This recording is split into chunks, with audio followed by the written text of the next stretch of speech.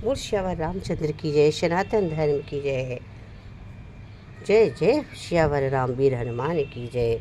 भक्तों, श्रोताओं, मंगलवार विशेष हनुमान जी की कृपा। सभी संत ऋषि मुनियों के लिए भक्तों, मंगलवार बाबा वीर हनुमान की कथा धार्मिक सनातन धर्म विशेष कथा।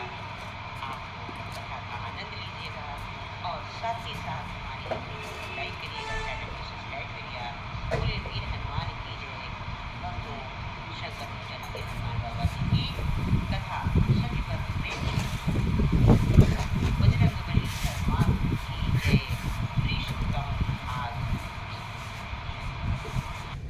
मंगलवार की विशेष कथा आपको सुनाने वाली हूँ। बजरंगबली बाबा हनुमान की बाबा कथा जिससे सुनने मात्र से जीवन के सारे संकट समाप्त हो जाते हैं और जीवन के सारे दुख से मिट जाते हैं।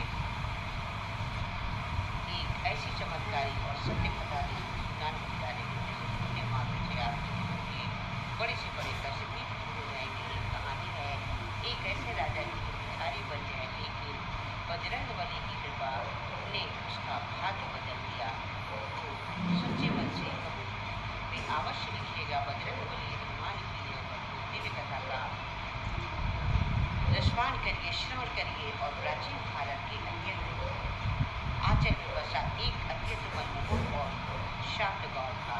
काशीपुरी गांव नहीं मानो धरती पर स्वर्ग का एक छोटा सा टुकड़ा था। चारों ओर घने हरे भरे प्यारों को कतारे जो हवा की धूपों के साथ ऐसे जैसे प्रकृति स्वयं भगवान की स्तुति कर रही हो। गाँव के बीचों बीच एक निर्मल नदी बहती थी, जिसका पानी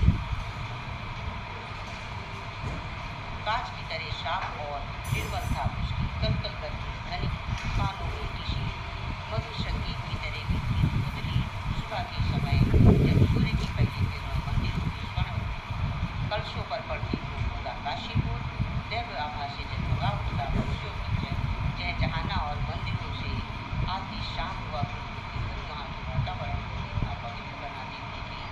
वहाँ कदम रखते ही मन सारी आपत्ति शांत हो जाती। लेकिन देश होता इसे वैभवशाली सुंदर और गांव के एक कोने में एक छोटी सी बंजर कुटिया थी, जो गांव की चकाचौंध से बिल्कुल अलग थी। इस कुटिया में रहता था एक परिवार जिसमें पति दीनानाथ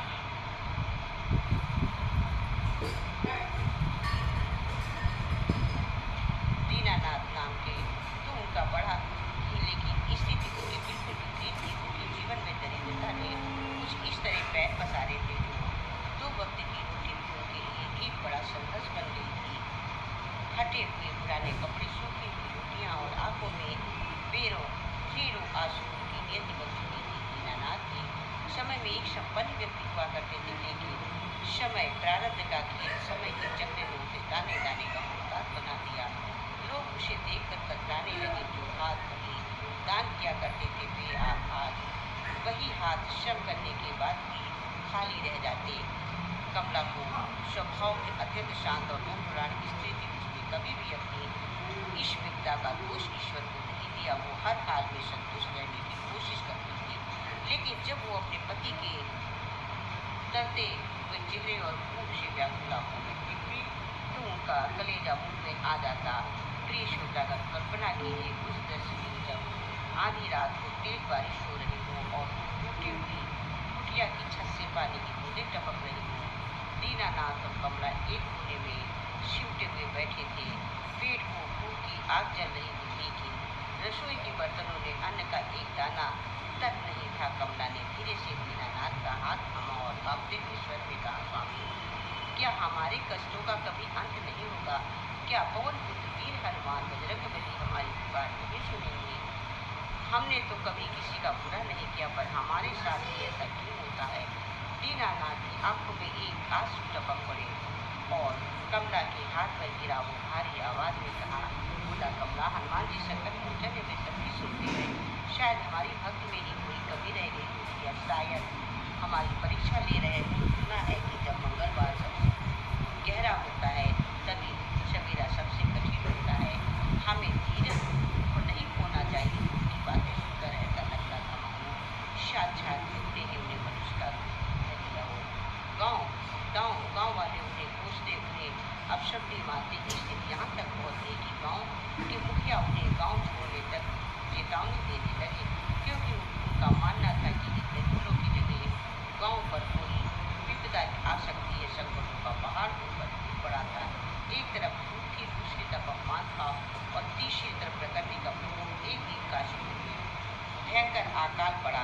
नदी सूख गई, फसलें बर्बाद हो गई और पशु पक्षी मरने लगे।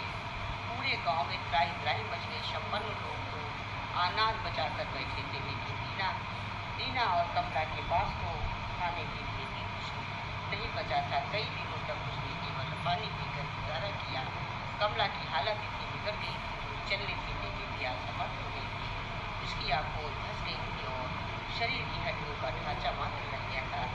दीना अपनी पत्नी की राह दिशा देखकर भीतर टूट गया था। वो पागलों की तरह गांव की गलियों में दौड़ने लगा, लोगों के सामने हाथ फैलाने लगा कि कोई उसकी पत्नी को बचाने के लिए एक मुट्ठी अनाज दे देने की हार के कलयुग ने मदद करने के बजाय उसे धिक्कार कर भगा दिया। किसी ने पत्थर मारे तो किसी ने गालियाँ दी। अपमान का फूल पीकर दीनानाथ जब गाँव के बाहर बने हनुमान जी के प्राचीन और जीर्ण जीर्ण मंदिर में जाकर गिरा गिर पड़ा। वो मंदिर बहुत पुराना था, वहाँ कोई पूजा करने नहीं आता। धूल और जादू से ढकी हनुमान जी की प्रतिमा के सामने दीनानाथ बिलख बिलख कर रोने लगा। उसने पत्थर पर अपना सिर पटक के बोला, हे बजरंगबली, हे वीर हनुमान, आप तो दुष्टों का संहार करने वाले हैं, भक्तों का उद्धार करने वाले हैं। मेरी कमला मृत्यु के द्वार पर पड़ी है। अगर आज आपने हमारी रक्षा नहीं की तो संसार से आपका नाम मिट जाएगा। लोग कहेंगे कि हनुमान जी के रास्ते रहते हुए एक भक्त भूख से मर गया है। प्रभु मेरी जान ले लो, पर मेरी पत्नी को बचा लो। दीनानाथ ने रुदन में इतनी तरफ थी कि मंदिर की दीवारें भी मानो कांप उठी। रोते रोते वो होश खो गया। उसे होश नहीं था कि आगे क्या होने वाला है। लेकिन श्रोताओं, भक्त यही से शुरू को असंगत हो जाता है। अद्भुत चमत्कार जिसकी कल्पना भी किसी ने नहीं की थी। हनुमान जी अपने भक्तों को कभी अकेला नहीं छोड़ते, लेकिन उनकी कृपा पाने से पहले कठिन परीक्षा के दौर से गुजरना अवश्य पड़ता है। भक्तों, मंदिर के उस ठंडे और भरपूर फर्श पर मुंह पड़ा दीनानाथ अपनी शुद्ध को हो चुका था। बाहर घनघोर अंधेरा और रहस्य कर रही थी। उसी पुराने मंदिर के फाटकों को क्षण के लिए डरावनी रोशनी ढक देती थी। दीनानाथ दिशा से बहुत धीमी चल रही थी, मानो उसके शरीर से शक्ति धीरे धीरे समाप्त हो रही थी। उसी समय निर्जन मंदिर में एक अजीब सी हलचल हुई। फूल के कण ने नाचने लगे और वातावरण में एक अलौकिक सुख रहने लगी। ऐसी सुगंध जो ना तो चमेली की थी और ना ही चंदन की, बल्कि किसी दिव्य प्रतीत होती। तभी मंदिर के गर्भगृह के अंधेरे में कोने में परछाई आई। वो अत्यंत वृद्ध शादी थी, बाल बर्फ की तरह सफेद और जिनका शरीर छुरियों से जुड़ा हुआ था। धीरे धीरे दीनानाथ की ओर बढ़े हुए हाथ में एक लकड़ी की लाठी थी, जो जमीन से टकरा कर ठक ठक की आवाज कर रही थी। उस सन्नाटे में वो आवाज दीनानाथ के कानों तक पहुंची और उनकी चेतना धीरे धीरे वापस आने लगी। दीनानाथ ने भारी पत्थर उठाई और खुली आंखों से उसको देखा कि एक महत उठ के सिंहाने खड़े हैं। उनकी आंखों में एक ऐसी चमक थी जिसे देख पाना साधारण मनुष्य के लिए असंभव था। दीनानाथ ने कांपते हाथों से उनके चरण स्पर्श करने की कोशिश की, लेकिन उनके शरीर में जान नहीं थी। उनकी फटी हुई आवाज गले के दब कर रह गई। वृद्धशाली ने बड़े ही कोमल स्वर में कहा, पुत्र, इस आधी रात में इस जान मंदिर में क्यों विलाप कर रहे हो? क्या संसार का सारा गिरा है? श्रोतागण भक्तों, आंसुओं के धारा पर इसी तरह उठाकर बैठा और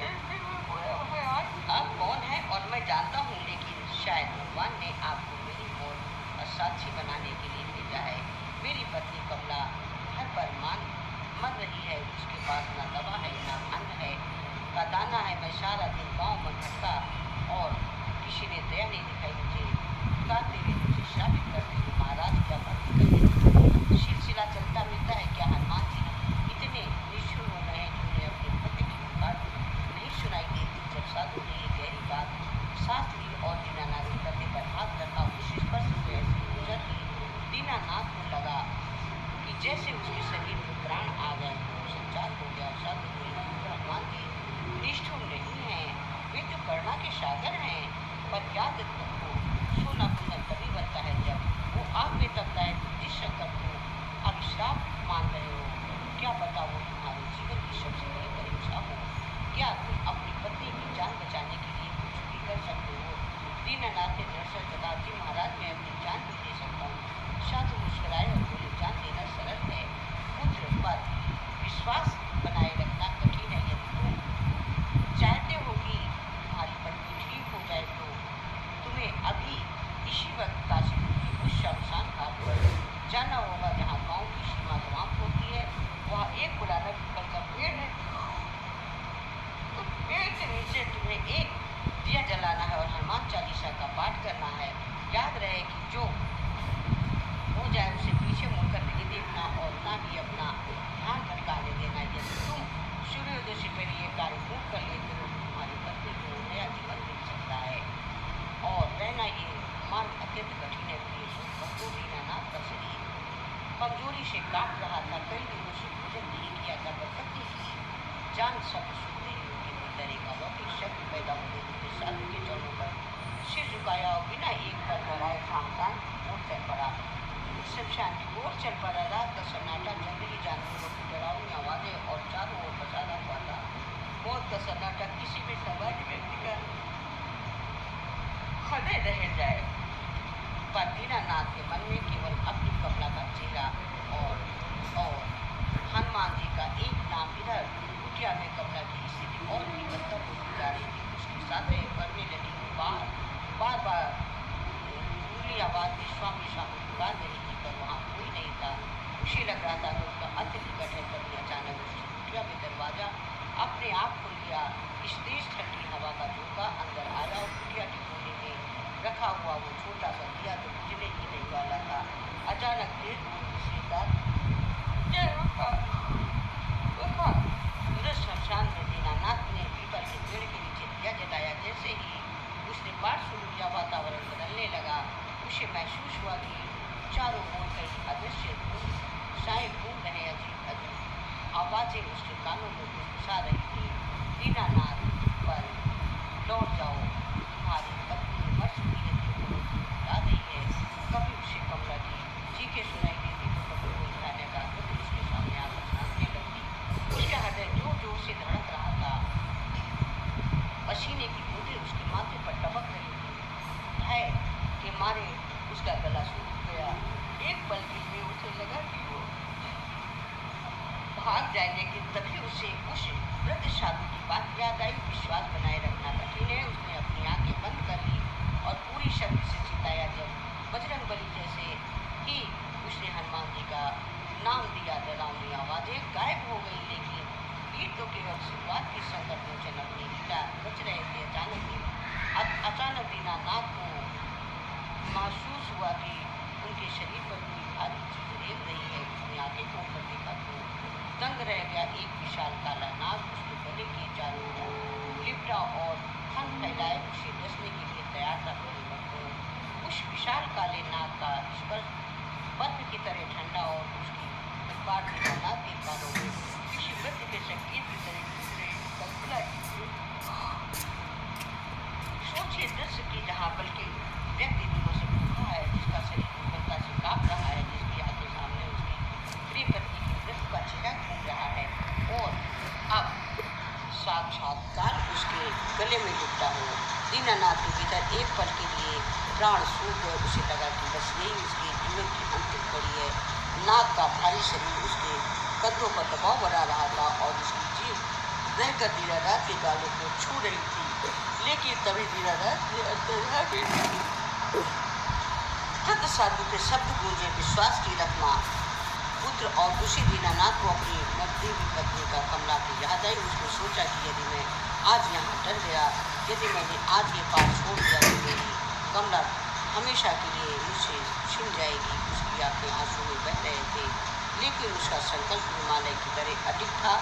उसने अपनी ओछे कसकर बंद कर ली और भागते हुए ओठों से फिर से उच्चारण करने शुरू किया, दसे रोग हरे शिवपीरा, जगत निरंतर हनुमत पीरा।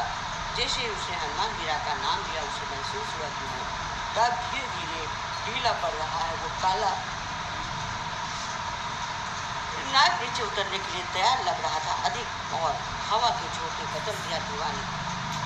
दीनानाथ ने आंखें खोली और कहा, नाग नहीं है, केवल पीपल के पत्ते की सरसराहट थी। उसे समझ आ गया कि ये संकट मोचन की पहली परीक्षा है, मगर प्रिय तो परीक्षा अभी समाप्त नहीं हुई। जैसे जैसे आधी रात बीतती जा रही थी, प्रकृति ने अपना रौद्र रूप दिखाना शुरू कर दिया था। अचानक बादलों के गरजने की गड़गड़ाहट इतनी तेज हो गई थी कि धरती कांपने लगी, बिजली कड़कड़ाने लगी। देखते ही देखते मूसलाधार वर्षा बारिश होने लगी। शमशान की सूखी मिट्टी कीचड़ में बदल गई। दीनानाथ के सामने सबसे बड़ी चुनौती थी उस दिए को जलते हुए रखना, जो मिट्टी का छोटा सा दिया उसकी लौ हवा के हथेलियों से संघर्ष कर रही थी। दीनानाथ के लिए ये केवल दिया नहीं था, बल्कि वो उसकी कमला का जीवन ज्योति थी। दीनानाथ ने अपनी फटी हुई धोती से इसका हारा और उसके लिए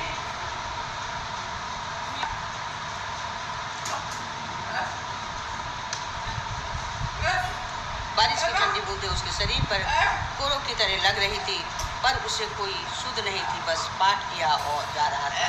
उसका स्वर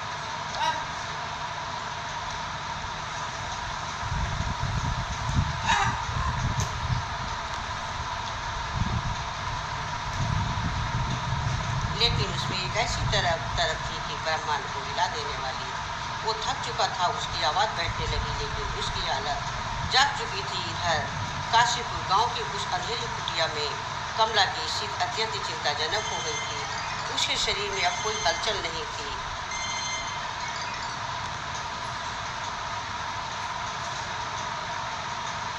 गांव के एक दयालु पड़ोसी ने, जिसे थोड़ा बहुत वैद्यकी का ज्ञान कुटिया में कर रखा था, उसने कमला की सीधी झुका दिया। उसके पास खड़े लोगों ने कहा, अब भगवान को याद करो। कमला के शरीर से प्राण केवल कुछ ही क्षणों में के मेहमान है। इसकी नाड़ी टूट रही है। कमला के चेहरे पर एक अजीब सी शांति थी, लेकिन उसकी आंखों में फूलों से दो आंसू रुक गए।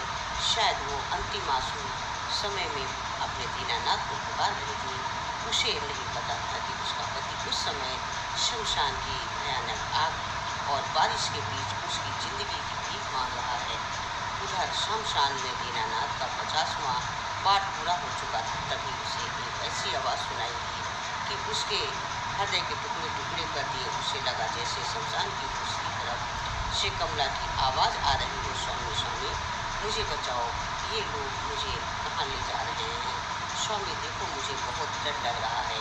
दीनानाथ का शरीर पत्थर का हो गया। वो स्वर बिल्कुल कमला का था। वही मिठास, वही घबराहट। उसे लगा जैसे कमला सच में वहाँ आ गई हो और कोई उसे खींच कर ले जा रहा हो। उसके मन में तीव्र इच्छा हुई और वो पीछे मुड़ कर देखे। अपनी पत्नी को बचाने के लिए उसका हाथ टूट गया और पैर मुड़ने ही वाले थे। तभी उसे साधु की दूसरी चेतावनी याद आई, पीछे मुड़कर मत देखना वरना सब व्यर्थ हो जाएगा। प्रिय भक्तों, ये एक भक्त सबसे बड़ी अग्नि परीक्षा थी। एक तरफ उसकी पत्नी की पुकार और दूसरी तरफ उसका गुरु वाक्य और हनुमान जी पर विश्वास। उसके मन में बंद छप गया। क्या वे आवाज़ सच है? क्या कमला यहाँ आ गई है? अगर मैं पीछे मुड़ा तो हमेशा के लिए खो दूंगा। दीनानाथ के हाथों पर पसीने की बारिश बूंदे मिल रही थी। उसने अपने कानों पर हाथ रखे और जोर जोर से चिल्लाकर हनुमान चालीसा पढ़ने लगा, ताकि उसे वो आवाज़ सुनाई न दे। विद्यावान गुणी अतिसागर काम काज कर वेकवाते प्रभु श्री सुरूर इतनी तेज पड़ता की आवाज़ उसकी दर्दनाक होती। वो आवाज़ अब चीखने लगी, दीनानाथ क्या इतने पत्थर दिल हो गए हो कि मैं मर रही हूँ, तुम यहाँ आंखें बंद किए बैठे हो। दीनानाथ की आत्मा चटपटा रही थी।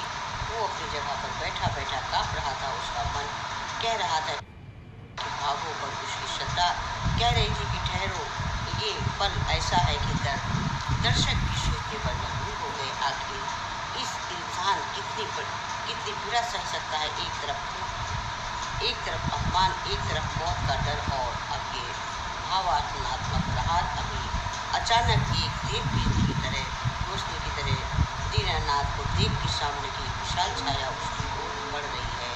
वो छाया किसी मनुष्य की नहीं बल्कि किसी भयावह दानव जैसी लग रही थी। उसकी आंखें अंगारों की तरह दहक रही थी। उस छाया ने एक भारी आवाज में कहा, मूर्ख मनुष्य, जिसे तू बचाना चाहता है वो तो इस लोक में नहीं है। अब तू अपना बंद कर, तुझे अपने घर को कर दूंगा। दीनानाथ ने अपना सिर ऊपर उठाया। उसकी आंखों में अब डर नहीं बल्कि एक दिव्य क्रोध था। उसने उस छाया की आंखों में आंखें डालकर कहा, मेरे प्रभु हनुमान जी, अगर सत्य है तो मेरा कुछ नहीं बिगाड़ सकता, और यदि मेरी कमला का भाग्य मेरे हाथों में है तो आप अपना पाठ पूरा करके निकल दूंगा।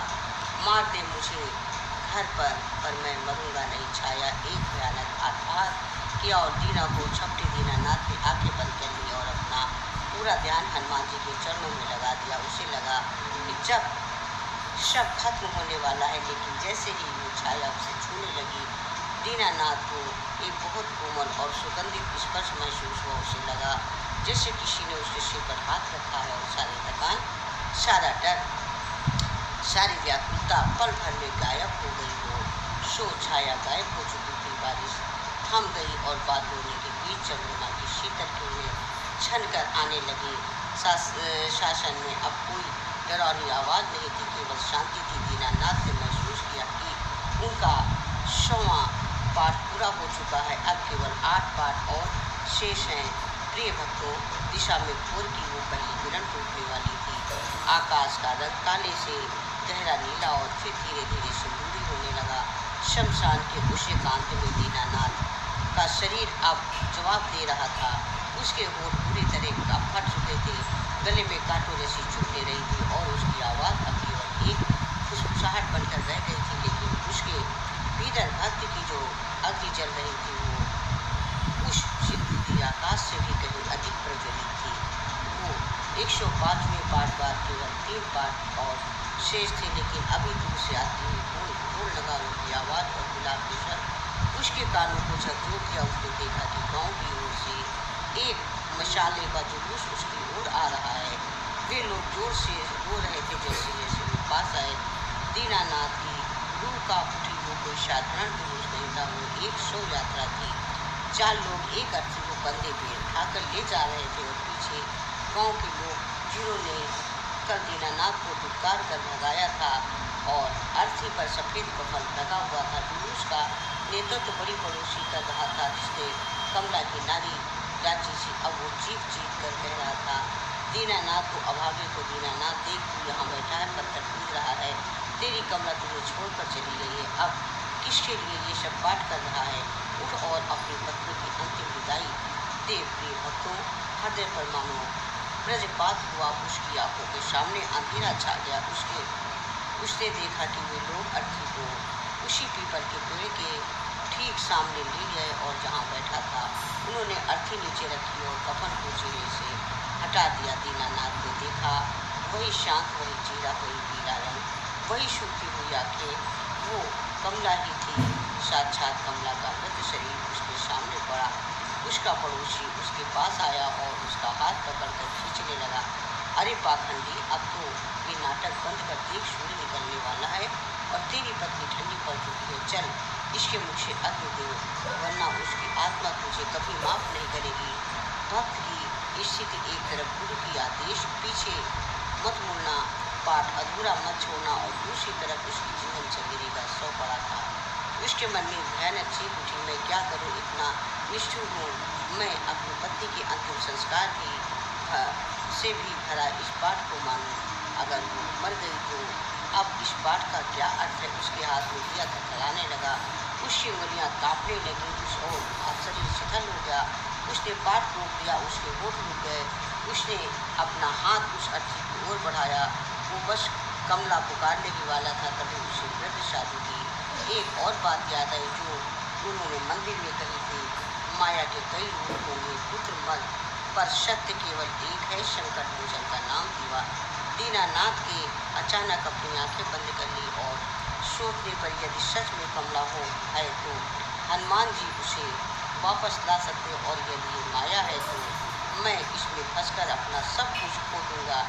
उसमें अपनी पूरी शक्ति बटोरी, अपनी कांपती हुई आवाज इससे किया। साक्षात उत्सव के सामने बैठकर 106 पाठ शुरू किया। संकट कटे मिटे सब गिरा, सूरज हनुमत मिल गिरा।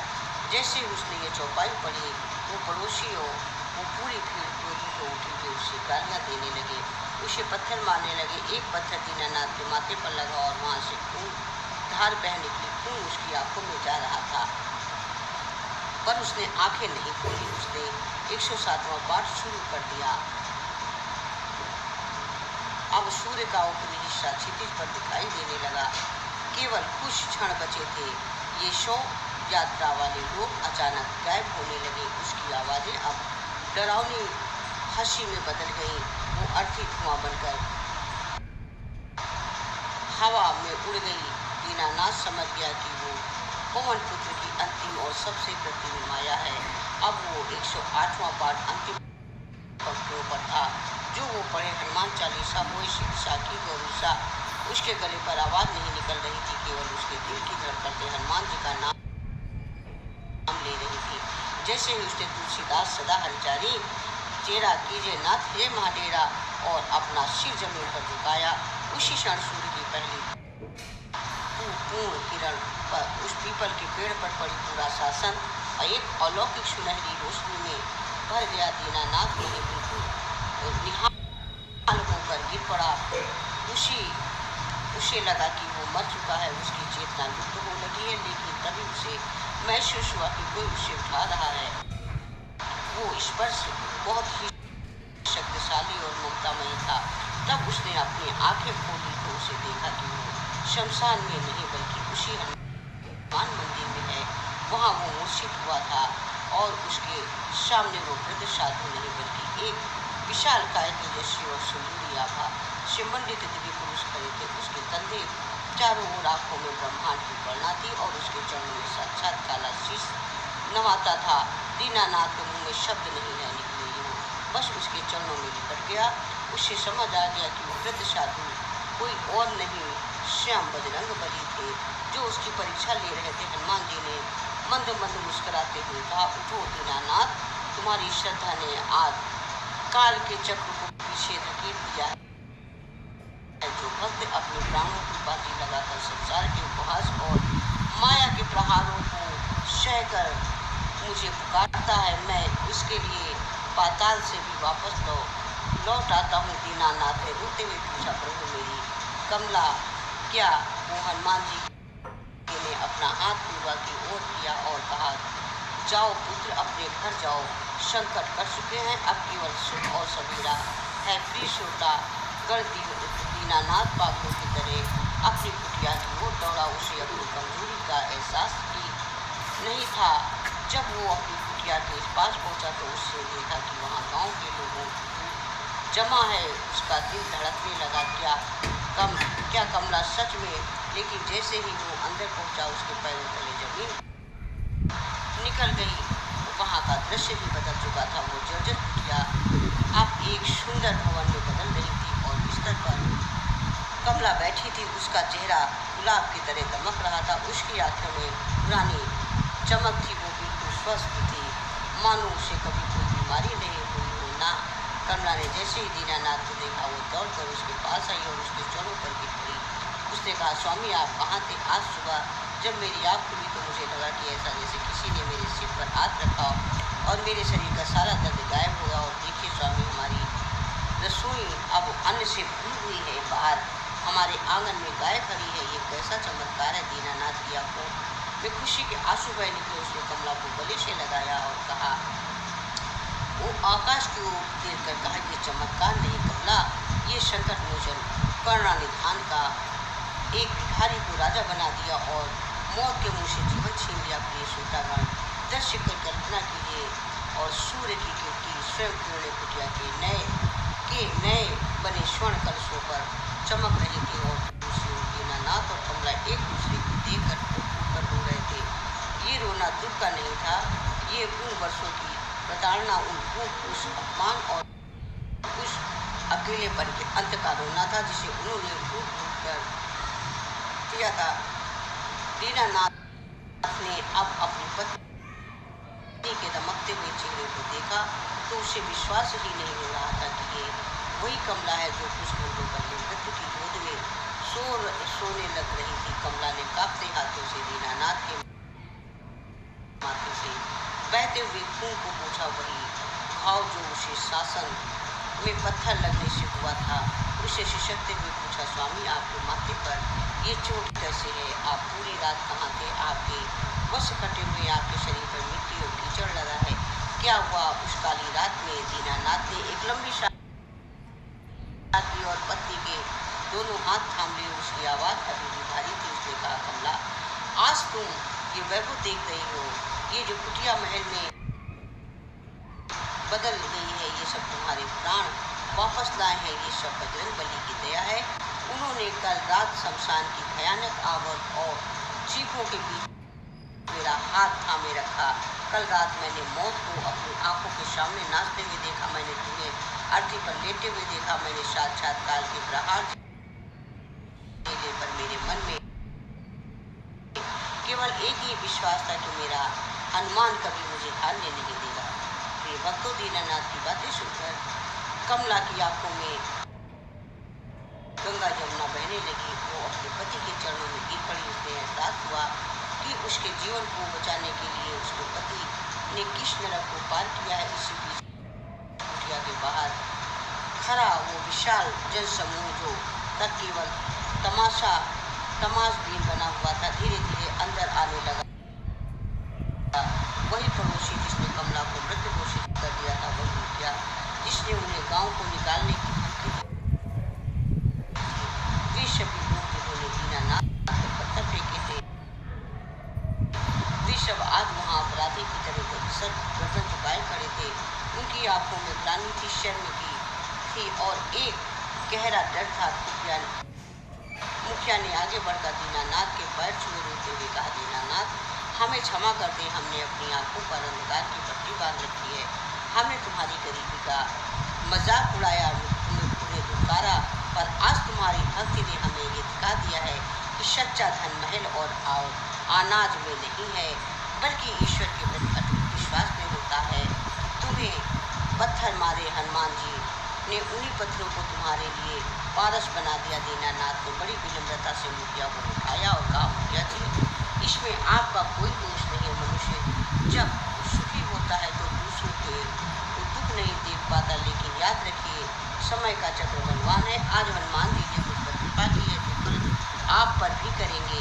बस कभी गरीब की आह का मत लेना, क्योंकि उसकी आह तीर्थ उस राम भक्त के हृदय तक पहुँचती है।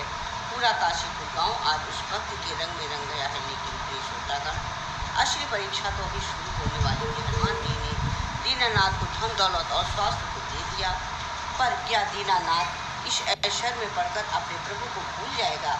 अक्सर माना जाता है, जब संसार के पास सब कुछ आ जाता है मनुष्य के पास, तो वो उस शक्ति को भूल जाता जिसने उसे शून्य से शिखर तक पहुँचाया है।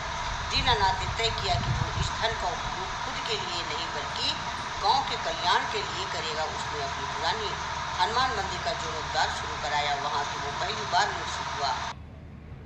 उसने वहां स्वर्ण जड़ित प्रतिमा बनवाई और हर मंगलवार को पूरे गांव के लिए भंडारा आयोजित करना शुरू किया। देखते ही देखते काशीपुर की काया पलट गई। जो गांव कभी अकाल से जूझ रहा था, वहां अब खुशहाली थी। खेतों में सोना उपज रहा था और किसी भी घर में अब दरिद्रता का वास नहीं था। मगर नियति को कुछ और मंजूर था। कहते हैं कि हनुमान जी अपने भक्तों को जब तक तराशते हैं तब तक कि पूरी तरह की शुद्ध न हो जाए। मंगलवार की सुबह जब दीनानाथ मंदिर की पूजा कर रहा था, तभी एक अत्यधिक वृद्ध और कोरी व्यक्ति मंदिर की सीढ़ियों पर आकर गिर पड़ा। उसके शरीर से दुर्गंध आ रही थी। उसके जख्मों से मवाद बह रहा था और मक्खियाँ उस पर भिनभिना रही थी। मंदिर में आए हुए धनी लोग और गांव के अन्य निवासी उस वृद्ध को देखकर अपनी नाक सिकोड़ने लगे। कोई उसे भगाने लगा, कोई पत्थर मारने लगा, कोई धक्का दे रहा था, कोई कह रहा था कि इस अपवित्र इंसान को यहाँ से बाहर निकालो, वरना मंदिर अशुद्ध हो जाएगा। वो वृद्ध व्यक्ति काफी आवाज में कह रहा था, कोई मुझे थोड़ा सा जल पिला दो, मैं 3 दिनों से भूखा प्यासा हूँ। हनुमान जी के नाम पर दया करो। दीनानाथ को, जो अब गांव का सबसे प्रतिष्ठित व्यक्ति बन चुका था। पूजा बीच से छोड़कर दौड़ता हुआ उस वृद्ध के पास आया।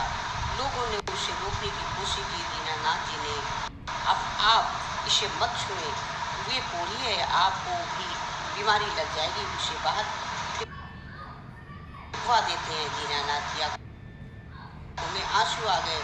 उसने गुस्से में उन लोगों की ओर देखा और कहा, यही सीखी है, यह है तुमने हनुमान जी की कथा, क्या इसी भक्त की बात करते हो? प्रभु खुद दीन दुखियों के रक्षक है। उसके मंदिर में एक भी सहारा को जगह नहीं मिली। यदि ये वृद्ध अशुद्ध है तो मेरी ये सारी दौलत भी अशुद्ध है। दीनानाथ ने उस वृद्ध साधु को अपने हाथों में उठाया, उसके गंदे शरीर को अपने मखमली चादर से ढका और उसे मंदिर के अंदर ले गया। उसने अपने हाथों से उसे जल पिलाया और अपनी थाली से उसे भोजन कराया। जैसे जैसे वृद्ध भोजन कर रहा था, दीनानाथ को महसूस हुआ कि उस वृद्ध की आंखों में वही अलौकिक चमक जो उस रात शमशान वाले साधु की आंखों में थी। फिर भक्त दीनानाथ का हृदय जोरों से धड़कने लगा। उसने उस वृद्ध के चरणों को पकड़ लिया और सिसकते हुए कहा, प्रभु आप फिर आए हैं क्या? आप फिर मेरी परीक्षा लेने आए हैं? मैं जानता हूँ कि आप कोई साधारण मनुष्य नहीं है।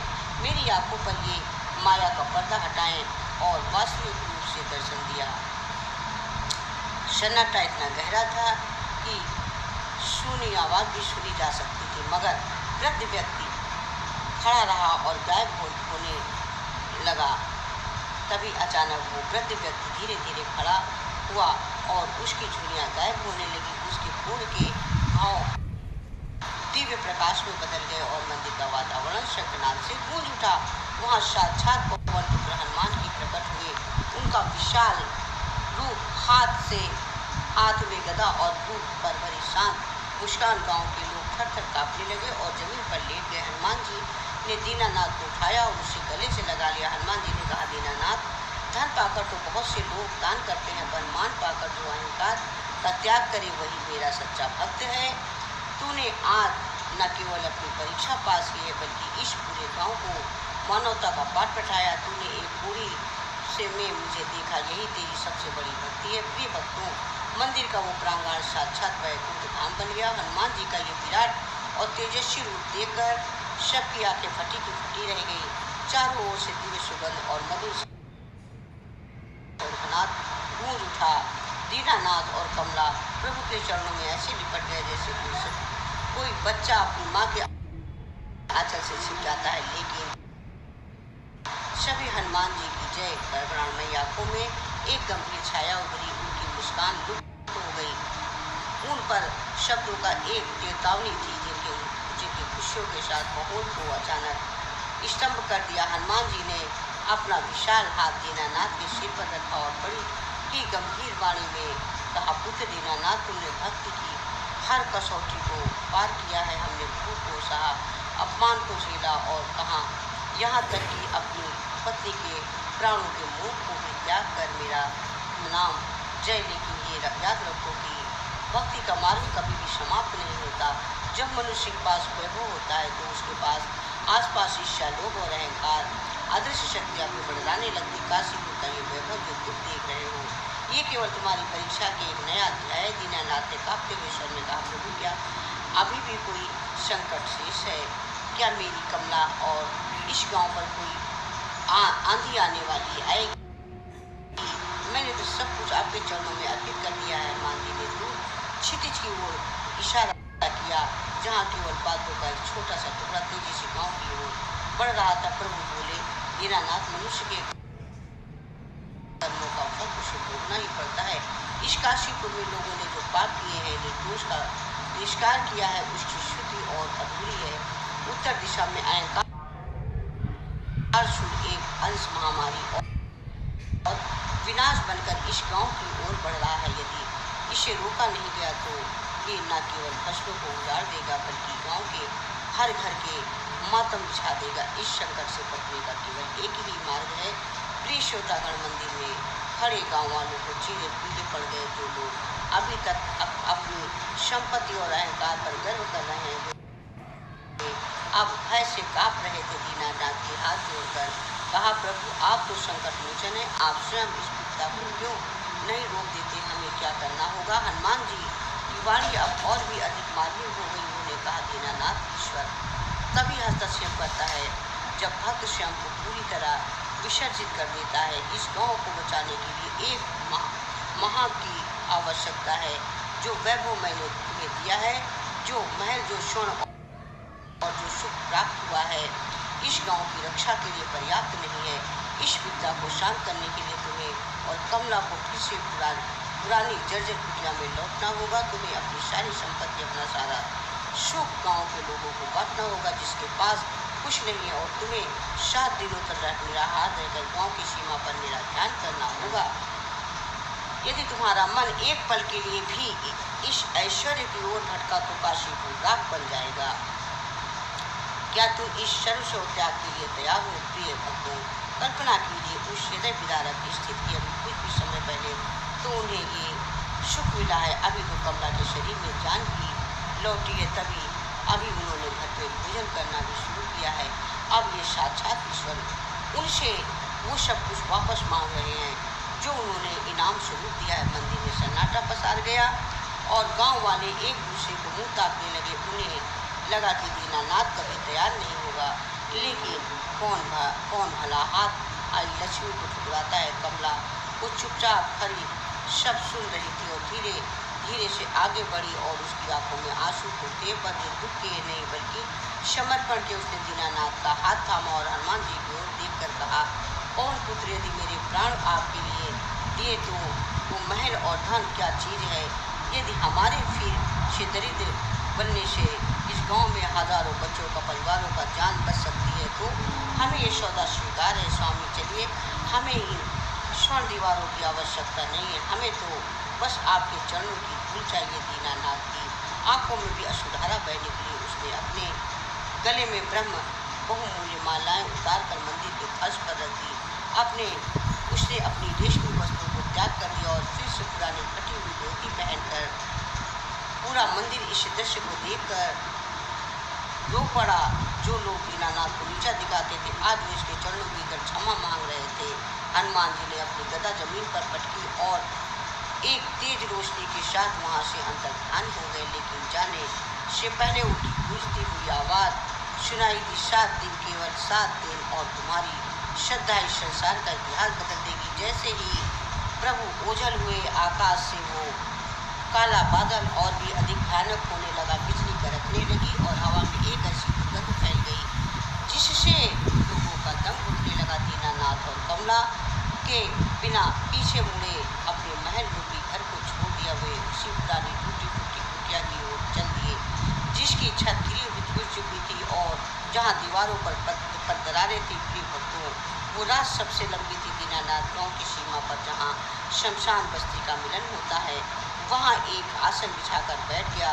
उसने जल की एक बूंद भी ग्रहण नहीं की। कमला कुटिया के द्वार पर बैठकर हनुमान चालीसा का पाठ करने लगी। गांव में हाहाकार मच गया, मवेशी मरने लगे थे, लोगों को देख बुखार होने लगा। वो महामारी गांव के दरवाजे खटखटा रही थी। तीसरे दिन की दोपहर को दीनानाथ की हालत बिगड़ने लगी। कराती धूप उसका शरीर झुलस रहा था। उसे प्यास के मारे दर्द होने लगा। उसे गले लगने लगा कि उसके सामने 56 भोग रखे हैं, शीतल जल गले हैं। इंद्रियां उसे वह मरहम की तरह की ओर खींच रही थी। दीनानाथ, वापस चले जाओ, क्यों अपनी जान जोखिम में डाल रहे हो? हनुमान जी तो देख ही भी नहीं रहे हैं। ऐसी आवाज़ें उसके कानों में गूंजने लगी। उधर कुटिया में कुछ दुष्ट लोग अभी सुधरे ही नहीं थे, कमला को ताना देने लगे। उन्होंने कहा, कैसी मूर्ख औरत है, तेरा पति वहाँ मर रहा और तू यहाँ बैठकर पत्थर पूज रही है। देख, तेरे महल पर अब दूसरे की कब्जा हो गया है, तू फिर से भिखारिन बन गई है। कमला ने अपना पाठ नहीं रोका। उसके होठ काँप रहे थे, उसकी आंखों से खून उतर आया, पर उसका ध्यान केवल बजरंगबली के चरणों में थे। वो मन ही मन कह रही थी कि हे प्रभु, मेरे पति की रक्षा करना है, वे कमज़ोर पड़ रहे होंगे, उन्हें शक्ति देना। 5वें दिन गांव में मौत का तांडव शुरू हो गया। हर घर में रोने की आवाज़ें आ रही थी। दीनानाथ अब बेहोशी की हालत में था। उसका शरीर पूरी तरह से निर्जीव लग रहा था। परंतु तभी उस काली छाया ने एक भयानक दानव का रूप लिया और दीनानाथ के सामने खड़ा हो गया। उस दानव की आवाज़ पहाड़ों जैसी भारी थी।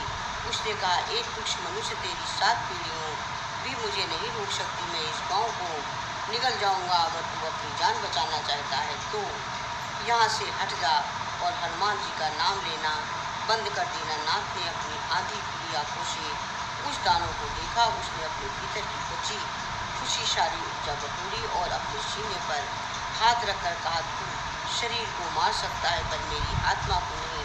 मेरे रोम रोम में राम नाम है और मेरे साहस में हनुमान का वास है। जब तक मेरी एक भी सांस बाकी है तू इस गांव की सीमा पर पार नहीं कर सकता। जैसे ही दीनानाथ ने ये कहा, उस दानव ने एक भीषण प्रहार किया। दीनानाथ दूर जाकर गिरा और उसके मुँह से खून का फव्वारा फूट पड़ा। पूरा गांव पर दहाल उठा। क्या दीनानाथ ये बलिदान व्यर्थ जाएगा? क्या ये 7वें दिन तक जीवित रह पाएगा? प्रिय भक्तों, 7वीं रात को भयानक सन्नाटा किसी प्रलय से कम नहीं था। आकाश में बिजली के करकने की आवाज़ आने लगी। ब्रह्मांड के टुकड़े टुकड़े हो रहे थे। गांव की सीमा पर दीनानाथ का शरीर मिट्टी में पड़ा था। उसका सिर कमला की गोद में था। वो काला दानव अहंकार चुका था। अपनी पूरी शक्ति के साथ आगे बढ़ रहा था, परंतु एक भयानक गर्जना की और कहा, देख स्त्री, तेरे पति का प्राण पखेरु अब उड़ने वाला है। सूर्योदय में अभी कुछ ऊपर शेष है, पर तेरा रक्षक हनुमान कहाँ है? वो तुझे और इस गांव को बचाने नहीं आया। अब मेरा राज होगा, विनाश का राज होगा। कमला ने अपने आंसुओं को पोंछा और अपनी आंखों में एक ऐसी अग्नि प्रज्वलित की जो केवल एक पवित्रता और भक्त स्त्री में हो सकती। उसने उस दानव की ओर देखकर कहा, मूर्ख, तू शरीर को देख रहा है पर तू उस विश्वास को नहीं देख पा रहा है जो मेरे स्वामी के हृदय में धधक रही है। तू कहता है कि मेरा रक्षक नहीं आएगा। मेरा बजरंगबली तो उस जगह मौजूद है जहाँ राम का नाम लिया जाता है। मेरे स्वामी ने अपनी आखिरी सांस भी प्रभु के चरणों में समर्पित की। और याद रख, एक भक्त की आखिरी सांस ब्रह्मांड को हिला सकती है। प्रिय भक्तों, प्रिय श्रोतागण, उसी क्षण दीनानाथ के ठंडे पड़ते हुए उठों में बहुत ही धीमी सी स्पष्ट आवाज़ निकली, राम राम हनुमान जैसे शब्द दीनानाथ के गले से निकले। अचानक शमशान की धूम पर फटने लगी। एक ऐसा प्रचंड प्रकाश चारों ओर फैल गया कि वो काला दानव अपनी आंखें बंद करके पर मजबूर हो गया। उस प्रकाश के बीच एक ऐसी गर्जना सुनाई दी जिसे सुनकर 7 समुद्र कांप उठे। वो आवाज़ किसी मनुष्य की नहीं, वो साक्षात केसी नंदन पवन पुत्र हनुमान की थी। जय श्री राम ललकार के साथ आकाश में एक विशाल स्वर्ण गदा नीचे गिरी और सीधे उस दानव के छाती पर जा लगी। वो दानव मील जाकर गिरा और राख के ढेर से बदल गया। पूरे काशीपुर की धरती हिलने लगी। तभी उस प्रकाश में कुंज के हनुमान जी प्रकट हुए। उनका रूप इतना विराट था कि उनका मस्तक बादलों के ऊपर छा गया। उनकी आंखों से करुणा और क्रोध की मिश्रित धाराएं बह रही थी। प्रभु ने नीचे झुककर दीनानाथ के बेजान शरीर को अपनी विशाल हथेली से उठा लिया। उन्होंने अपना अंगूठा दीनानाथ के हृदय पर रखा और एक फूंक मारी। वो फूंक कोई साधारण हवा नहीं थी, वो संजीवनी की शक्ति थी। देखते ही देखते दीनानाथ के घाव बनने लगे। उसके शरीर में रक्त का संचार होने लगा और उसकी रुकी हुई धड़कनें फिर से तेज हो गई। दीनानाथ ने जब आंखें खोली तो उसने देखा कि वो साक्षात शंकर मोचन की गोद में लेटा हुआ था। वो रोते हुए प्रभु के चरणों पे गिर पड़ा। हनुमान जी ने उसे हृदय से लगा लिया और बोले, धन्य हो दीनानाथ, धन्य हो दीनानाथ, धन्य हो दीनानाथ। कमला, तुमने आज सिद्ध कर दिया कि संसार का कोई भी वैभव भक्ति से बड़ा नहीं है। तुमने उस समय मेरा साथ नहीं छोड़ा। अब तुम्हारे पास कुछ नहीं था। तुमने उस समय भी मेरा नाम लिया जब तुम्हारे पास सब कुछ था। आज से ये काशीपुर गांव हनुमानपुर के नाम से जाना जाएगा और यहाँ कोई भी भूखा नहीं रहेगा। यहाँ कभी कोई बीमारी का कदम नहीं रखेगी। प्रिय श्रोतागण भक्तों, जैसे ही सूर्य की पहली किरण निकली, गांव के ऊपर से एक काला बादल हमेशा के लिए हट गया, गायब हो गया। जो लोग महामारी से तड़प रहे थे अचानक स्वस्थ होकर उठ खड़े हुए। सूखे कुएं में पानी भर गया, बंजर खेतों में हरियाली छा गई और हनुमान जी ने दीनानाथ को एक गुप्त वरदान दिया। उन्होंने कहा, पुत्र, अब तुम्हें किसी महल की आना आवश्यकता नहीं है। तुम्हारी ये टूटी हुई कुटिया ही एक विशिष्ट पीठ बनेगी। जो भी भी यहाँ आकर तुम्हारी और कामना की त्याग गाथा को सुनेगा और मंगलवार का व्रत करेगा। मैं स्वयं उसके कर्मों का नाश करूँगा। तुम दोनों ने जो त्याग किया है उसकी सुगंध युगों युगों तक इस धरती पर रहेगी। इतना कहकर हनुमान जी अंतर ध्यान हो गए, पर इसकी उपस्थिति की शीतलता आज भी वहाँ महसूस की जाती है। दीनानाथ और कमला जो फिर से उसी साधारण वेश में थे, गांव के बीचों बीच गए। पूरा गांव उनके चरणों पे नतमस्तक हो गया। अब उनके पास कोई स्वर्ण नहीं, कोई महल नहीं, उनके पास वो शक्ति थी दुनिया की कोई राजा के पास नहीं थी। राजा खरीद नहीं सकता। वे दोनों अपनी पूरी उम्र उसी कुटिया में रहे, लोगों को सेवा करते रहे, प्रभु का नाम जपते रहे। कहते हैं जब उनका अंतिम समय आया तो स्वयं एक दिव्य रथ उन्हें लेने आया और काशीपुर के उस हनुमानपुर वन गुफा थे, वहाँ आज भी वो स्थान मौजूद है जहाँ दीनानाथ ने साक्षात्कार में मात दी थी। प्रिय भक्तों, हनुमान जी की ये दिव्य कथा हमें सिखाती है कि जीवन में संकट चाहे कितने बड़े हो क्यों ना हो, यदि आपका विश्वास अटल है तो स्वयं भगवान को आपकी रक्षा के लिए आना पड़ता है। जब हम अपने अहंकार का त्याग कर देते हैं तभी हमारे हृदय में हनुमान जी का वास होता है। जो प्रिय भक्तों आशा करती हूँ मेरी हनुमान जी की ये हृदय स्पर्शी कथा आपके दिल को छू गई होगी। मुझे पूरा विश्वास है इस कथा के शब्द ने आपके अंतर्मन को छुआ होगा। यदि आप भी बजरंग बली के सच्चे भक्त हैं और चाहते हैं कि उनकी कृपा सदा आप पर बनी रहे तो मेरी सुंदर सी वीडियो को लाइक करिएगा, चैनल को सब्सक्राइब करिएगा और बेल आइकन का बटन दबाइएगा, जिससे मेरी धार्मिक कथाएँ, सनातन धर्म की कथाएँ आपको प्राप्त हो सके। बोले वीर हनुमान की जय, सनातन धर्म की जय। जय जय श्री राम, जय जय Shri Ram. Like and subscribe पर मोर।